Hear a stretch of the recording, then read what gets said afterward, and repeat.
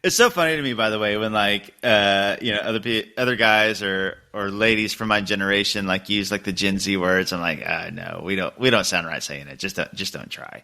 I'll hear I play ball with some guys who say dope. I'm like, man, we can't say dope. It just doesn't sound right as saying dope. See, are they saying Riz yet on the court? Oh no, thankfully, none of those 40-year-olds out there playing with me say Riz. That I would have to find guys to play with if they're throwing out Riz. See, dope is the kind of thing that a 40-year-old says when he thinks is still cool and in, but no, dope isn't in. It's all about the Riz now. I'm happy to take slang lessons from a 40-year-old on what's cool or not. I'm here for you. Thank you. I'm here for you. Mm-hmm.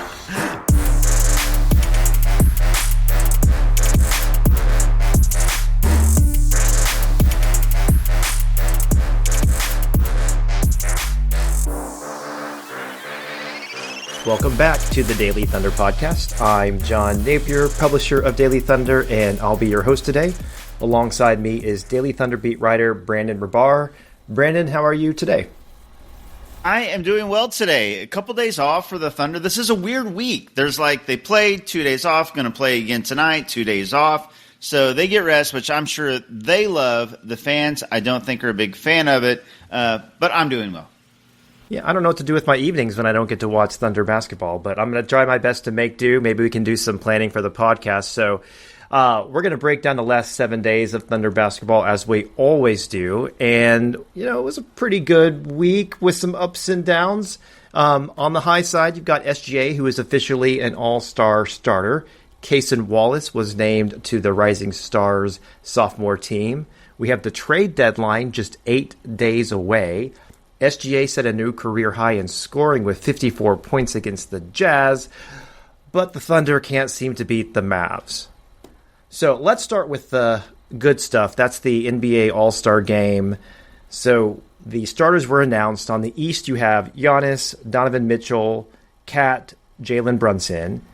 And on the West side, you have a bunch of old names: Stephen Curry, Kevin Durant, LeBron James, Nikola Jokic, and one young guy, Shai Gilgeous-Alexander. Any surprises with the starters?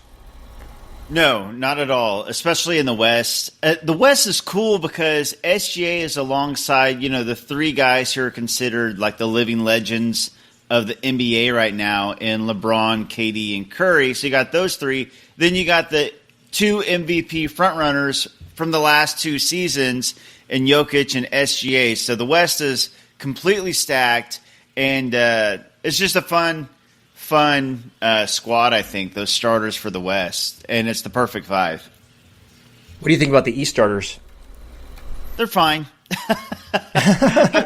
I mean, I think they made the right calls. I mean, those are the right guys. It's just not nearly as fun. When you look at the East lineup and you look at the West lineup, the East just looks so meh compared to the West to me. And it's not even a talent thing. It's just as far as there are icons in the West. And then the MVP frontrunners, like I said, for 2 years straight.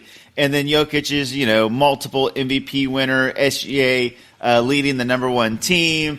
So in comparison, the East just doesn't look as fun to me. It's Giannis and, Tatum, some other guys. It's fine.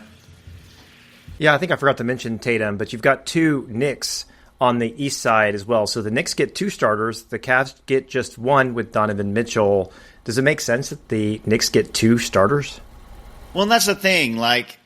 Maybe that's why it seems mad to me. It's because there's two Knicks. No, it's fine.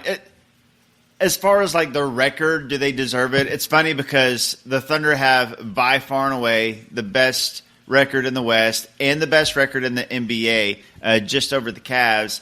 And the Knicks have been good, not great, and yet there's two Knicks starters in the East, and we're sitting here kind of biting our fingernails, wondering if the Thunder are going to get two All-Stars, period, much less two starters. But to me, that's just the difference between the East and the West and how stacked the West is. It just says it's lopsided is all that says to me, but that's that's been a recurring theme for about as long as I've been covering basketball, as long as the Thunder have been around, as long as the turn of the millenniums. Yeah, and you have to think that on the East side, the Cavs are going to get a second one. Probably Garland, maybe Mobley. What do you think about that?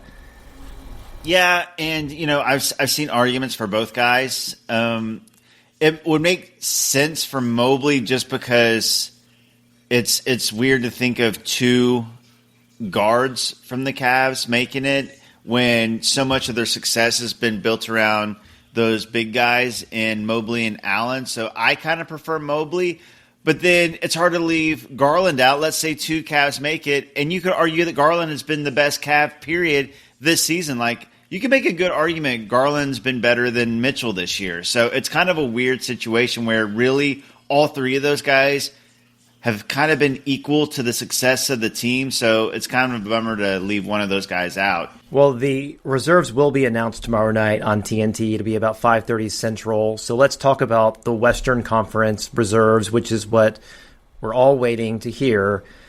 Let's make your predictions. So you made the case on dailythunder.com in your latest Thunder Journal for J-Dub. It's a very compelling case. I think everybody in Oklahoma will agree with that take. I've seen a lot of different predictions. Most predictions do have J-Dub making the team. But if you were to predict who are the reserves going to be for the West, who's on your list? So to me, there are some locks here. Wemby is a lock, Anthony Davis is a lock, and Anthony Edwards is a lock. So that means there's 4 spots left. And here's where it gets difficult. Out of those 4 spots, you can make an argument for 10 guys. And, in that article, I wrote an argument for 10 guys and why they would each deserve it or not deserve it. I would knock that down to really 8. I just don't think Ja would make it because he's missed so many games. And really, I think Jaren Jackson Jr. deserves it over Ja if we're picking one Grizzly. And how do you pick 2 Grizzlies? So that means 9 guys for 4 spots. And then really, is Norman Powell a true candidate? Like, I included him. I know that he finished, high in the voting results. He was number 10. And the Clippers are trying to gain some momentum and get some buzz going, but I don't think he's a true contender. So now you got 8 guys, 4 spots. So I guess you could say J-Dub has a 50-50 chance. But my official prediction is Jaren Jackson Jr. makes it, Kyrie Irving makes it, and J-Dub makes it. So I do think J-Dub will make it. So Wemby, Ant, Davis, Kyrie, Jaren Jackson Jr., J-Dub, and that last spot is so difficult. In the article, I put James Harden, so I'll stick with James Harden, but that last spot, I could see it being Harden. I could see it being Sabonis. I could see it being Fox. I could see it being Şengün. I think that they'll give it to Harden, though. Do you think that Houston will riot, though, if Şengün doesn't make it? Yes. And here's the thing with Şengün. The Rockets 100% deserve an all-star because they're the number 2 seed. They've exceeded all expectations. They've been great this season. They just beat the Cavs and the Celtics 3 times in a row. The Cavs twice and the Celtics. Incredibly impressive. But the problem is Şengün even their best player? Is it Amen Thompson? Is it Jalen Green? I've seen arguments for all of the above. I know that Şengün has the best overall numbers. But if you look at Şengün and J-Dub, for instance, just if J-Dub is a 50-50 guy and you compare him to Şengün, J-Dub has better numbers than Şengün across the board except for rebounds. That's the only category Şengün, is performing better than J-Dub. J-Dub has more points, he has more assists, he has more steals, has more blocks, he has better efficiency, he has much better defense, and he's on a better team. So to me, clearly J-Dub deserves it over Şengün. But yeah, Rockets fans would have a right to be upset. It's just Amen Thompson has been so good lately. It's too late to make him an all-star. The season-long numbers wouldn't support it. But man, I think he might be their best player right now and moving forward. It's tough. It's tough. Well, I guess a lot to look forward to tomorrow night when the reserves are revealed. And again, hopefully J-Dub finally gets the recognition that he deserves and is named an all-star reserve. And lately he's been playing really, really well. So to the haters who were saying J-Dub has been struggling, I think he's had an answer to that. And of course, all throughout the season, he's been one of, if not the best Thunder defender in the ability to defend all 5 spots. But the team is going to have Shea as an all-star starter. Mark Dagnall's going to be one of the coaches. And then Cason Wallace was named to the Rising Stars team. I'd say it's a pretty well-deserved recognition. Maybe some of the funny things that happened this week. The official NBA graphic with the teams had a little bit of an oopsie, listing some guy named Carson Wallace on the team. Yeah, it's so funny because you go through that graphic too, and I kind of pointed this out, but it's wild because the NBA spell checker completely nailed, Yves Missi, Dalton Connect, Zachary Rizichet, Bilal Coulibaly, Derek Lively. And, Derek, you can spell it so many different ways, but they got the correct Derek. Victor Wembanyama. All these names spelled correctly, but they totally blew Cason. The 5 letters, guys. 5 letters. Yeah. Even when Cason gets respect, he gets some disrespect along with it. Right. Yes. No, that's exactly right. I am happy to see Cason make it, though, and it's a bummer that A.J. Mitchell got hurt because when you look at the rookie pool, A.J. was going to make that rookie pool. He absolutely would have been a rookie rising star, so the Thunder would have had 2 guys. And if Chet wouldn't have got hurt, obviously Chet makes it. So really the Thunder could have 3 guys in the Rising Stars player pool. Of course, Chet would have made the All-Star game as well. So kind of a bummer, but really happy for Cason or Carson. Yeah, that's what I was going to ask. That yeah, Carson. I was going to ask if A.J. Mitchell was likely to make the team, and it seemed like he was a shoo-in. He's been one of the best rookies, and of course, probably the best second-round rookie this season. The All-Star game is still a few weeks away, but looking at some of the performances recently for the team as a whole, I kind of wonder if the team is ready for the All-Star break and maybe mentally a few weeks ahead of the schedule. We'll start with the Jazz game. The Thunder won that one, 123-114.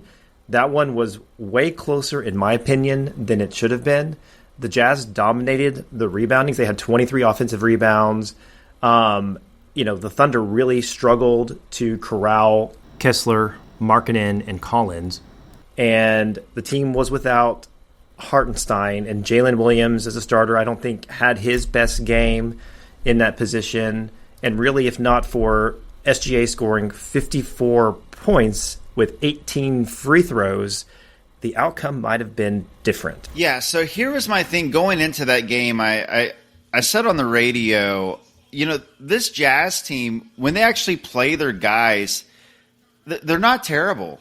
They just never play all their guys. Like, if you look at the roster, Lauri Markkanen, Walker Kessler, Colin Sexton, Keontae George, John Collins were the starters that night. These guys never play together. They're either hurt or they're resting guys. They're trying to capture the flag, but for whatever reason, the stars aligned and they wanted to give it a go against the Thunder that night, and they actually played all their guys. So credit to the Jazz. They played really well. But I thought the Thunder were going to win that game, but I did expect it to be a little bit more competitive than the lines and odds expected, only because the Thunder are different without Hartenstein or Chet in the lineup. They're 31-3 with those guys in the lineup. They're 6-5 without those guys in the lineup. So without Hart, without Chet going against this really big team with Kessler and Markkanen and Collins, that is a huge front court. And really credit to J-Dub and to Brandon Carlson and to Kenrich Williams and to J-Will, because they were, obviously a much smaller team than the Jazz, but I thought that they played well, and obviously Shea. I mean, it really just came down to Shea and his career high 54 points. He was just special. He was, he looked the part of the MVP he's looked the part of the MVP all season, and that night it was funny because he said he didn't even think it was one of his best games of the season, and watching it kind of felt that way. But I guess that tells you all you need to know about Shai is when he goes for 54, 8, 5, 3, and 2, and he himself and Coach Daignault and even analysts and fans are like, yeah, I mean, it was a pretty good game. Not one of his best. Well, the difference was like he was looking for his shot more so than he had in any other game this season. His 35 shots is the most he's taken in any game this season. The previous high was 28, and he's had that a couple of times this year. Was he going for the career high? I think he was. Once it was in range, Shai hasn't gotten to play a whole lot of fourth quarters this season. The poor guy, I remember there was a game he scored 39 in three quarters and he had to set the fourth quarter. There's a game he scored 40 points through three quarters and had to set the fourth quarter. So he actually got to play a fourth quarter, and I think that, it was kind of the perfect storm of, hey, the Jazz get an assist here for making this a competitive game to where Shai gets to actually play in the fourth quarter, and Shai had already compiled a bunch of points leading into the fourth quarter. So I think once it was in range, I still think it came within the flow of the game. He turned down some shots, like late when he could have shot and could have gone for it. He was still making the right play, but I think also, once he was in range, he was like, yeah, I'm going to go for 50. Well, that made the game all worth it. So I was, hoping for a better performance, and it was tough to see the Jazz utilize their size to beat up the Thunder on the glass and inside, but it sure was a pleasure to watch Shai score 54 points. Now, all that fun, though, was undone the following night in the second night of a home back-to-back when the Thunder, I guess, play the team that has their kryptonite, the Mavericks. It's the third time they've lost to the Mavericks this season. The only time they beat the Mavericks is when the Mavs had Luka. So that's, I guess, a little bit odd. And the Thunder actually had the lead at halftime, a very narrow lead, but they just lost control in the second half. What went wrong? Yeah, it was the third quarter. The Thunder outscored them by 1 point in the first quarter, outscored them by 1 point in the second quarter, outscored them by 2 points in the fourth quarter, but they got outscored 31-21 in the third quarter. J-Dub was great that quarter. He scored like 14, if I remember, of the Thunder's 21 points that quarter. The Mavs were trapping and doubling Shai, pretty much all game, but especially that third quarter. Shai still ended up with 31 on 12 of 25. J-Dub was phenomenal, 33 points, 11 of 19. But yeah, here's the deal with the Mavs. Obviously, they've had the Thunder's number, but still, I just don't think we can take anything from the season series. I know the Thunder lost it 1-3, but the Thunder, every single one of those losses, didn't have Chet or Ihart. And again, I know you can't say much because the Mavs don't have Luka or Lively in this matchup, but fundamentally, this Thunder team is just completely different when Chet or Hart are not in the lineup. So it's hard to take much from this. And the Mavs are deep, to their credit. They still have a lot of good players. I mean, Kyrie Irving, Daniel Gafford, P.J. Washington, obviously MJ Washington. Spencer Dinwiddie went 11 of 14 for 28 points, 3 of 6 from 3. Like, he pulled his best P.J. Washington imitation. P.J. had 22 and 19. I just think fully healthy Thunder, fully healthy Mavs is just different. And you can't take much from this. But thankfully, at least for the regular season, the Thunder don't have to face MJ Washington anymore. Well, I hope that's the case because it does feel a little bit like the Mavs are in the Thunder's head. It's a different game. And, I saw online some of the complaints, maybe there was a coaching disparity that Mark got out-coached in this game. And you saw the way that the Mavs were defending Shai. You talked about how they were trapping and they were forcing him to give up the ball. Shai couldn't really solve that over the second and third quarters. I think he had how many points did he score? 31. Guess I had it. 30. No, total in the game. But in the second and third quarters, he scored just 3 points in the second, 2 points in the third. He struggled shooting the ball over those 2 quarters. He saved his game with the big fourth quarter, and I don't know if he solved some things in the fourth quarter as opposed to those middle quarters. But the Dallas defense seemed like they knew how to contain Shai, at least especially in that third quarter. And then on the other end of the court, the Thunder really did struggle defensively. I don't know if they were dialed in or not, but the rotations were slow. They were leaving open shooters. The Mavs shot 45% from three. They just didn't seem as into this game and motivated to win it as we've seen in other games like against the Cavs. Yeah, no, I agree. If you look at like the energy level and the effort level, like the Mavs obviously looked at this game as a rivalry and they wanted this game and they brought that fight. The Thunder, they do that every single night and we're so used to seeing that from them. But the energy level from the Thunder that night, for whatever reason, didn't match the Mavs. And it's just odd to see. That's why I just think it's an outlier. It's an anomaly. It's hard for me to take anything from it. Also, Lou Dort got ejected this game. Casey Wallace left the game with a broken nose. Isaiah Joe didn't play this game. Aaron Wiggins, an outlier performance because he goes 0 for 6 from 3. There's just some odd things all around in this game, and it's hard for me to take much from it. I mean, Spencer Dinwiddie hasn't shot well at all this season, and he's like 80% shooting this game. Just so many just odd things. So to me, it's just kind of flush it, move on. Also, just like you said, the fight from the Thunder not matching the Mavs. Like in a playoff series, that's obviously different as well. So, and the Mavs defense maybe gets worse against the Thunder when Luka's in the lineup. I joke, but I do think that a fully healthy Thunder, fully healthy Mavs, I think are still the two best teams in the Western Conference, and hopefully they can avoid playing them in the first round. Well, I was going to say this is a weird game too. If you look at the box score, some things really do stand out as anomalies. The biggest anomaly in the box score to me is Dylan Jones got quite a bit of run in this game. He played 12 minutes. He didn't put up a single shot, although he had a rebound and 2 assists and a block. He led the Thunder in plus minus. He was a plus 13. Yeah. I don't know what you do with that information. That's what I'm saying. You look at you watch the game and it felt like a weird game watching it. And then you look at the box score. It's a funky box score. I mean, like you said, Dylan Jones plays 12 minutes. Markieff Morris plays 4 minutes. I mean, what's going on here? A guy named Brandon Williams, who, I was sitting next to Daniel Bell in the press row, and I leaned over and I was like, "Do you know who Brandon Williams is?" And he's like, "No." And so we Googled it.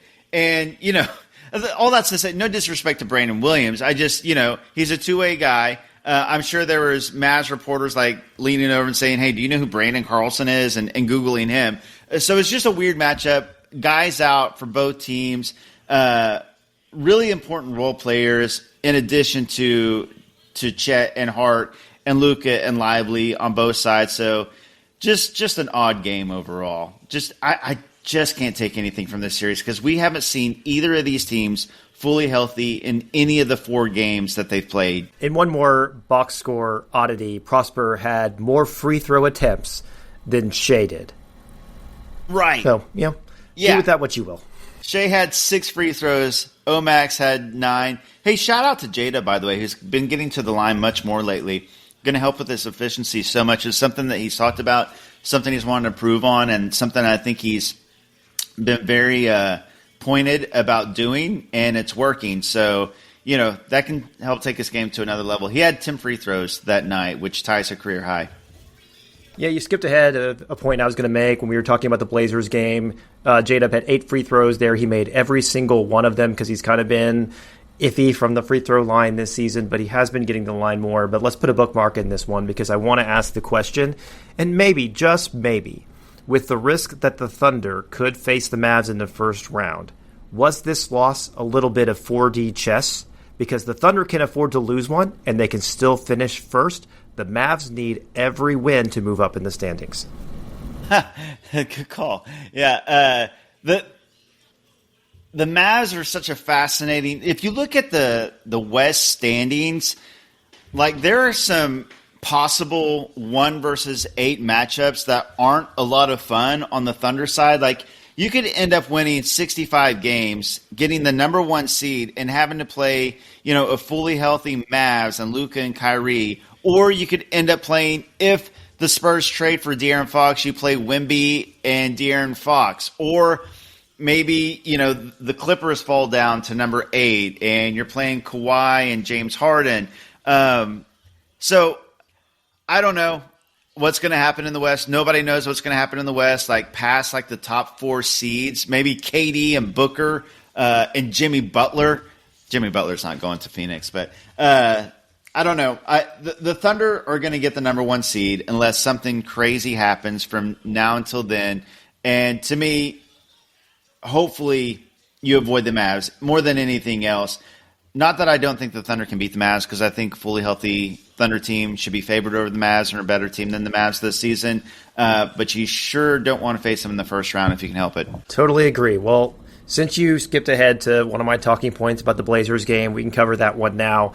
The Thunder won that one in Portland, 118-108. It was a nice comeback. They were down 10 early. Maybe that's the Thunder blueprint for success. They built a 19-point lead in the second quarter, but then they let the Blazers hang around. So they got iHeart back, which is great news because the team is just 6-5 when they don't have Hart or Chet in the lineup.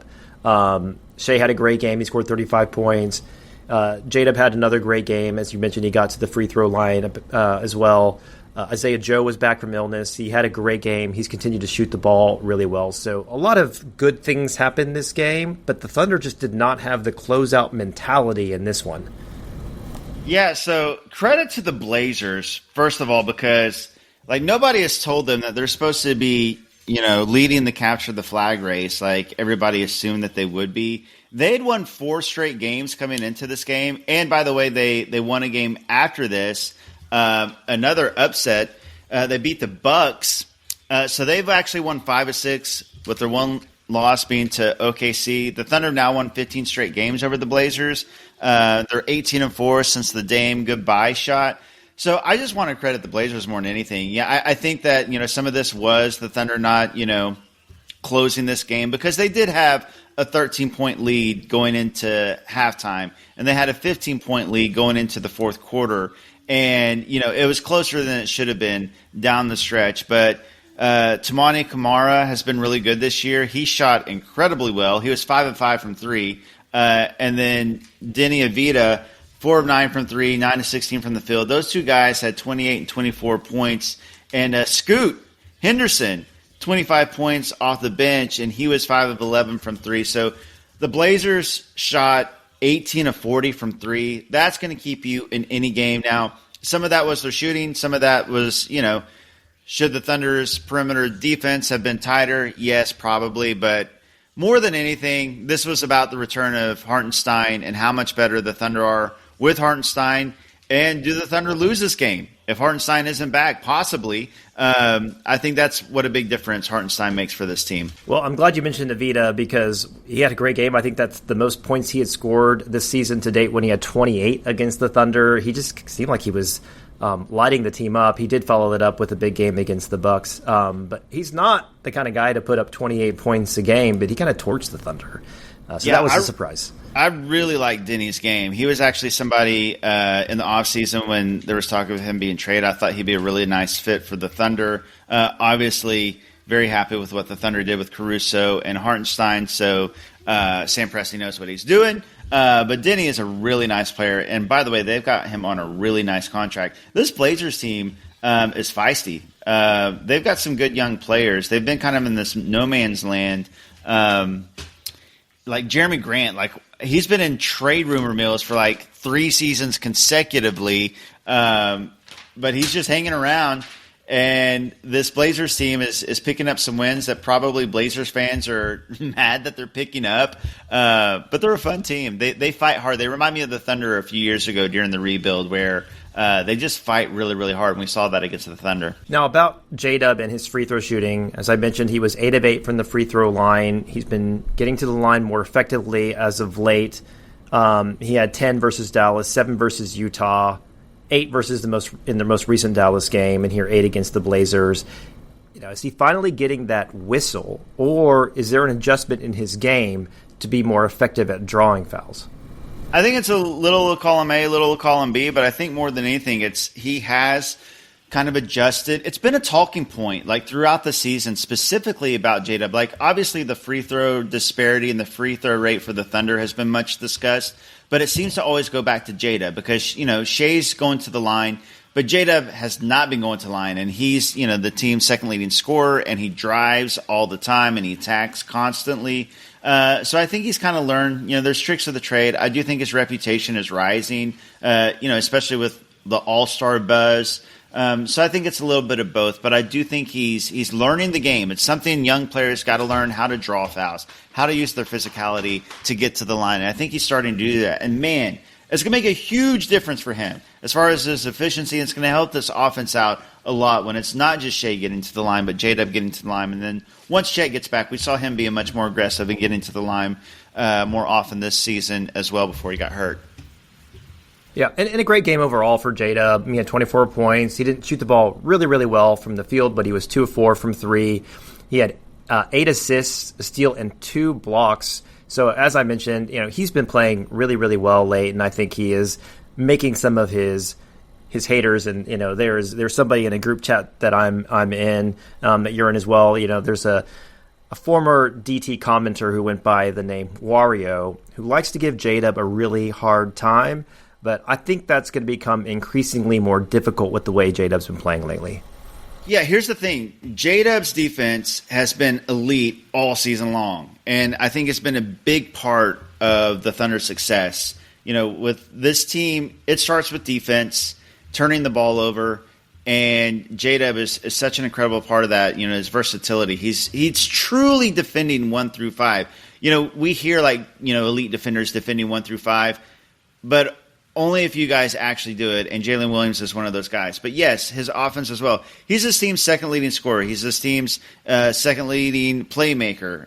So much of this team's success, I think, has been due to Jalen Williams. And Shea has said as much. Mark Daynault has said as much. The only knock on him is his three-point shooting hasn't been as good this season, and he hadn't been getting to the line. Well, he's getting to the line now, so his efficiency should go up. And I still believe in his shooting. We have 2 years sample size. We have his college resume. He's a good shooter. And so I think his three-point percentage is going to start going up as well. And since I've given a few box score factoids, I'm going to drop one more from this Blazers game. The Thunder missed 5 free throws, so they were 5 free throws made from being a perfect 100% from the line, 29-29, and the reason they weren't was only one player. Isaiah Hartenstein was 4 of 9 from the free throw line. Everyone else made every single free throw. I take back what I said about the Thunder, you know, winning this game largely due to Isaiah Hartenstein. Work on your free throws. Work on your free throws. Double-double's not good enough. We expect at least 50% from the free throw line. Come on. He was a plus 12 too, which led the starters. Man, my man could have been plus 17. That's right. He blew it. Well, let's talk about the upcoming NBA trade deadline. You know, despite Hart's poor performance at the free throw line, I'm not ready to put him on the block. But we can talk about some other rumors that are out there and what's going to happen. So you know it's trade season when you start to hear the craziest trade ideas. Like, it is in full swing right now. And last week, Paul Pierce suggested that the Thunder trade, I think, Chet Holmgren for Kevin Durant. What do you think about that? Dude, not every ex-player should have a podcast. I mean, look,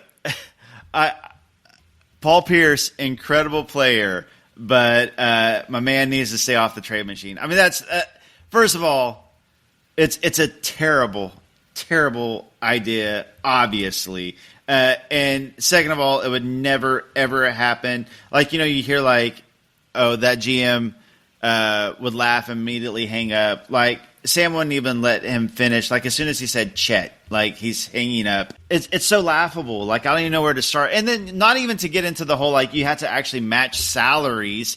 And Chet is on a rookie contract. And KD is making, you know, a supermax. So, I mean, so not only are you giving up Chet, you have to give up, you know, like Lou Dort, Aaron Wiggins, Isaiah Joe. And you're getting a 36, 37-year-old guy in exchange for a 22-year-old guy. I mean, it's ridiculous. It's obviously ridiculous. The Thunder are building around SGA, Chet, and J-Dub, and not even to mention the whole like KD back to OKC. Like, can you imagine like fans, the uproar if you trade away Chet Holmgren to get KD back? I mean, Paul, my man, no.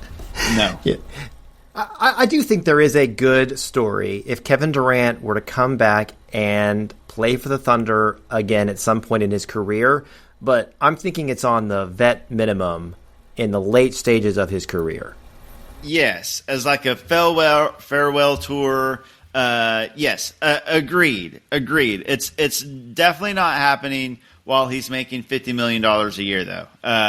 That's not happening, and not with giving up assets to get him. So yeah, I agree with you. And get back KD, Russ, and Harden and have them lead the bench. There you go. I like that idea. Let's do that after the Thunder maybe won a couple of championships with the Shea and this core, and bring back all the old favorites for to be the next bench mob. Yeah, now, maybe have Serge, quit his cooking show for 9 months, come back. I don't know if he's still doing that or not. Steve-O, have him be the backup 5. Yeah, run it. Yeah, let's do it. Lob in a call to Sam and see if we can make that happen at some point in the future. Well, from bad takes and non-experts to people who really know the Thunder and experts, I'm going to ask your opinion on some things about the trade deadline and maybe what the Thunder should do. Subtle compliment over to you on that one. So if the Thunder were to make a move, what do you think their biggest need is? I would say there's 2 things. Kind of a third big, just as insurance, kind of break the glass in case of emergency. Just because, Chet Holmgren, we haven't seen him come back yet. Hopefully, it looks like he's going to come back healthy, but we haven't seen it yet. And then, Hartenstein has been out a couple times already with injury. This team is set up to make a run in these playoffs. So I think it would be a good idea just have another big on the team just in case. Maybe that guy is Brandon Carlson. I think he's been really impressive, and if you had to play him, that'd be nice. But then you have to adjust some things, because if you give him a roster spot, then what happens with A.J. Mitchell? So maybe you make a consolidation trade. So maybe it's as simple as that. Also, with A.J. Mitchell, he's supposed to be back before the postseason, but he's going to be coming back from like a long-term injury, and so it's going to be tough to ask a rookie coming back from long-term injury to just come back and play like he was playing. So maybe another creator, playmaker off the bench, because the Thunder have kind of showed their hands that that's what they're looking for, because AJ has been in the rotation from the jump, and he played really well in that role off the bench. And they drafted Nikola Topic for that role. So it's obvious they want kind of the bench creator, playmaker. So maybe you go out and get a guy like that as well. So that's what I'd be looking at. Backup big and maybe a playmaker creator for the bench unit. Well, the Cam Johnson rumors, continue to persist a little bit, but outside of Cam Johnson, who's like on your list of players the Thunder should be looking at, or who might be available, who could fill the roles that you were just talking about? So a fun one, and it's circulating over the last couple days, which is cool, but it also kind of bums me out because I also had mentioned this, and I should have made it more public so I could be getting the credit for it. But it's Chris Paul. Like, how fun would that be if just because of the rumors about the Spurs possibly trading for De'Aaron Fox, and then maybe like what's the role with CP3 after that? Also, maybe they don't trade for De'Aaron Fox and then decide to tank the rest of the season. And so maybe, you move Chris Paul in that case because, get him to a playoff team. But how fun would it be full circle to see Chris Paul come back with this OKC team to try to win a ring with a guy that he mentored in SGA. I guess that might be why on Twitter I kept seeing pictures of SGA and Chris Paul together. Yeah. It's like it's kind of like taking a life of its own now, which is cool. So obviously fans would be behind it. I don't think it's going to happen, but I think it's a fun idea. It makes sense. I think the role would make sense for CP3. I think he'd be great setting up the bench unit and also playing along Shea in some minutes. So that could be a lot of fun. And also as far as like a big goes, guys, just like cheap guys that you could put, like Kelly Olynyk has history with Shea and with Lou Dort on Team Canada. You could get him for cheap. He's making like $12 million a year. He's a guy that can hit some threes, grab some boards. He's a big dude. Could play 12 minutes a night. Maybe Yabusele from the 76ers. I don't know what they're going to do. Nobody knows what the 76ers are going to do. I don't know if Daryl Morey knows what the 76ers are going to do the rest of the season, but he's on an expiring minimum contract. He's a big that can shoot and get some boards. So a guy like that, just kind of like fringe moves like that is what I would guess the Thunder, if they make any moves at all, might be looking at. Well, your comment about the 76ers was a nice segue. The Thunder do have the Sixers pick for next year. It is top 6 protected, but with PG out for some time, the Sixers struggling. They've been struggling with injuries this season. If that pick conveys, it could be a lottery pick and very, very valuable. Should the Thunder be thinking about how they could package some of these valuable assets for a player, or doing some kind of Utah Jazz style trade where you consolidate some picks that aren't going to be as good to try to stretch that timeline out for one that may be more valuable in the future? Yeah, so if the Thunder make any move, if I were to bet what will the Thunder do, I would think some sort of either consolidation trade to free up a roster spot so you could sign A.J. Mitchell and maybe a Brandon Carlson or a buyout guy, or go for those, kind of positions of possible need that I was talking about.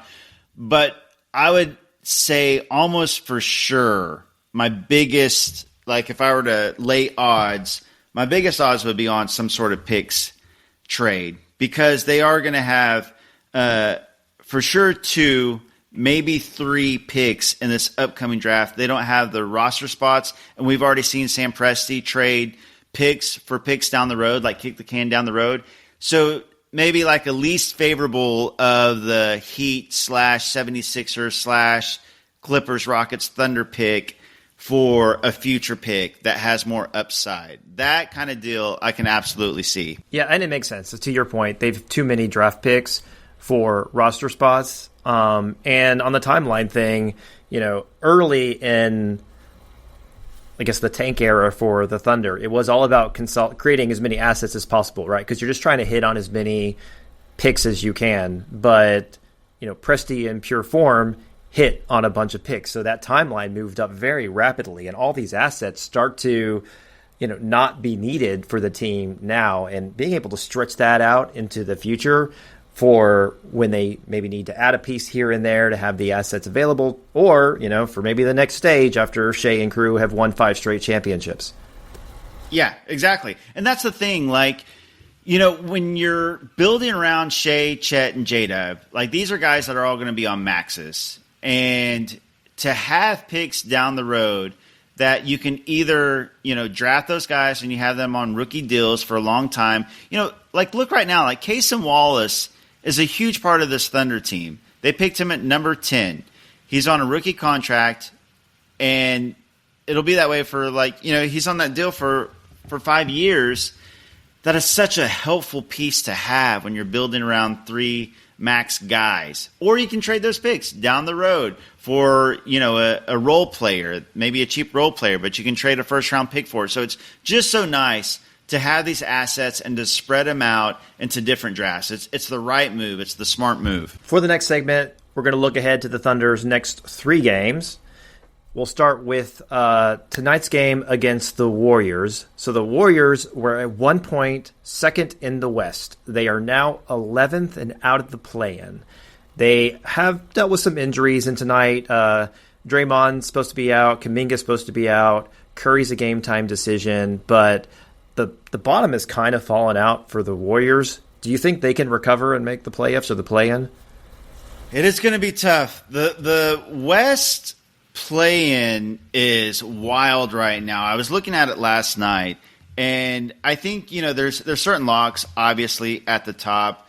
Thunder, Rockets, Grizzlies, Nuggets, I think are locks. Then you got the Lakers and Clippers. You got the Wolves. You got the Suns. And you got the Mavs. I think all those teams are firmly in at least the play-in scenario. Well, that's 9 teams. So there's one spot left. You've got the Kings. Who knows what they're going to do with Fox and what pieces they're going to get back from Fox. But they're one game ahead of the Warriors right now. You have the Warriors. And then you have the Spurs, who may be trading for De'Aaron Fox. And if they trade for De'Aaron Fox, all of a sudden the Warriors spot in the play-in is in serious jeopardy. So to me, you got 3 teams for one spot, the Kings, Warriors, and Spurs.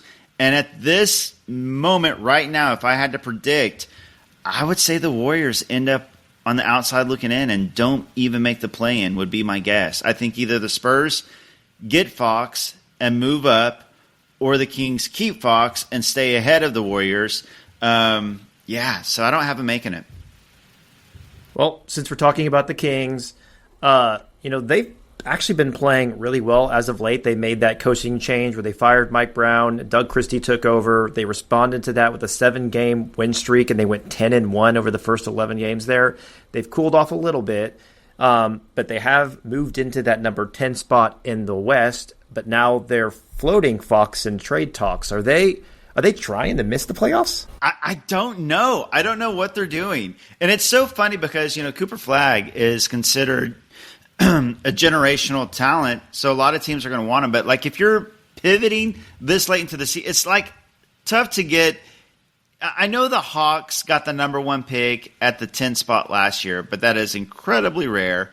The odds of you being a team that's 11, 12, 13, or 14 and getting the number 1 pick or even a top 4 pick are so slim, and you're so far behind now. The teams at the top of the Tankathon rankings, you're so far behind the Hornets and the Jazz and the Wizards and the Nets and the Raptors. How are you going to catch up to those teams? So you're kind of in no man's land. If I'm a team like that, I would you either got to pivot and sell everything and at least try to get a decent pick, or just shoot for the play-in. I don't know. I don't know what they're doing. I don't know if they know what they're doing.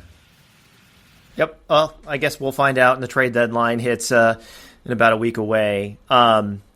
Next up for the Thunder is a rematch of the NBA Cup championship, where the Bucks pretty easily handled the Thunder and shut down Oklahoma City to the tune of just 81 points scored for the Thunder.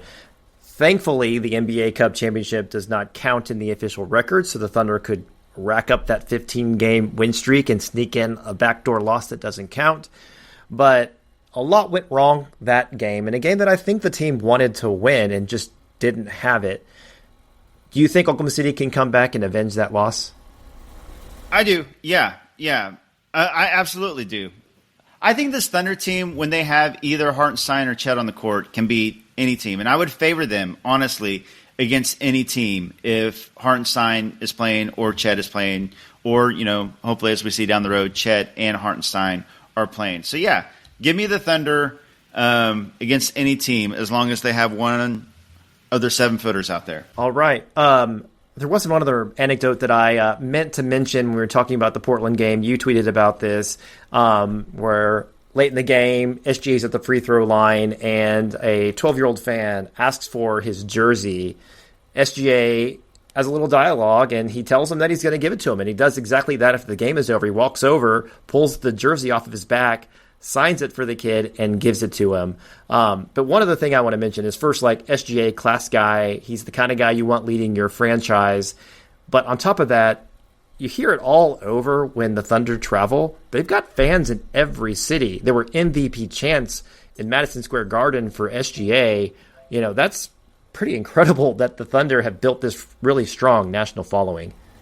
Yeah, they have. It's been really impressive. We saw it in the Russ KD era, that this small market Oklahoma City team can have an international brand. And it's cool to see that coming back. And SGA, like you said, such a great face of the franchise for OKC. And, when you have a team that has an SGA and a J-Dub and a Chet, and they're young and they're fun and they're exciting, and you see the post-game interviews, and some of those interviews go viral because they're barking with reporters or putting 20 towels on a reporter's head, like those kind of things, can kind of give your team a brand. And I think the Thunder are a brand right now as a fun, young, exciting, talented team. And so it's really, really cool to see for the second time in the past decade, the Thunder, small market OKC, becoming an international brand. Yeah, and I don't want to set, myself or Thunder fans up for heartbreak in the future. And we didn't talk about this particular quote on the podcast, but it bears repeating because earlier this month, Shea, when asked about Oklahoma City, talked about how much he loves it. He says he can't see a world where I'm not in Oklahoma City. Market, no market, I don't care. I love where I am. I go to work every day with a smile on my face. The team has been burned by guys that seemed like they were dialed into Oklahoma City, that acted as if there's no way that they would leave. But, Shea is just so genuine. I truly want to believe those words. He really is. He really is a genuine dude. He is a for real dude.